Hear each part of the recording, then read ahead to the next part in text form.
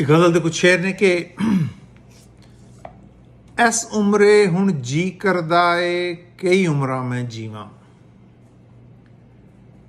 S ਉਮਰੇ ਹੁਣ ਜੀ ਕਰਦਾ ਏ ਕਈ ਉਮਰਾਂ ਮੈਂ ਜੀਵਾਂ।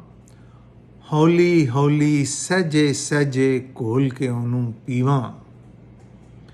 ਤੇ ਲੀਰੋ ਲੀਰ ਪਟੋਲਿਆਂ ਵਰਗਾ ਪਾਟਾ ਹੋਇਆ ਵੇਲਾ।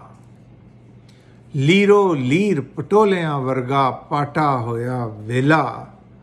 ਰੱਬ ਨੂੰ ਘੜ ਕੇ ਵਾਂਗ ਮੈਂ ਸੂਈ ਆਪ ਪਟੋਲੇ ਸੀਵਾਂ। ਤੇ ਉਹਨੂੰ ਤੇ ਇਹ ਧਰਤੀ ਜਾਪੇ ਖਾਲਮ ਖਾਲੀ ਪੀਪਾ। ਉਹਨੂੰ ਤੇ ਇਹ ਧਰਤੀ ਜਾਪੇ ਖਾਲਮ ਖਾਲੀ ਪੀਪਾ। ਤਾਰੇ ਨਾਲ ਜੋ ਅੱਖ ਵੰਡਾ ਕੇ ਵੇਖੇਗਾ ਫਿਰ ਨੀਵਾਂ। ਤੇ ਵਿਉਪਾਰੀ ਨੇ ਚਾਰ ਚੁਫੇਰੇ ਚਮ ਖਿੱਚਣ ਨੂੰ ਪੈਂਦੇ। ਵਿਉਪਾਰੀ ਨੇ ਚਾਰ ਚੁਫੇਰੇ ਚਮ ਖਿੱਚਣ ਨੂੰ ਪੈਂਦੇ।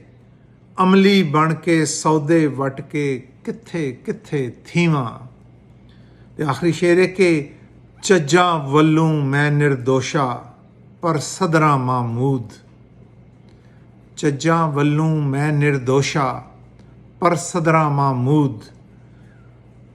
ਸਿਰ ਨੂੰ ਉਹਦੀ ਹਿੱਕ ਤੇ ਰੱਖ ਕੇ ਦਿਲ ਦਾ ਹਾਲ ਸੁਣੀਵਾਂ। ਐਸ ਉਮਰੇ ਹੁਣ ਜੀ ਕਰਦਾ ਏ ਕਈ ਉਮਰਾਂ ਮੈਂ ਜੀਵਾਂ।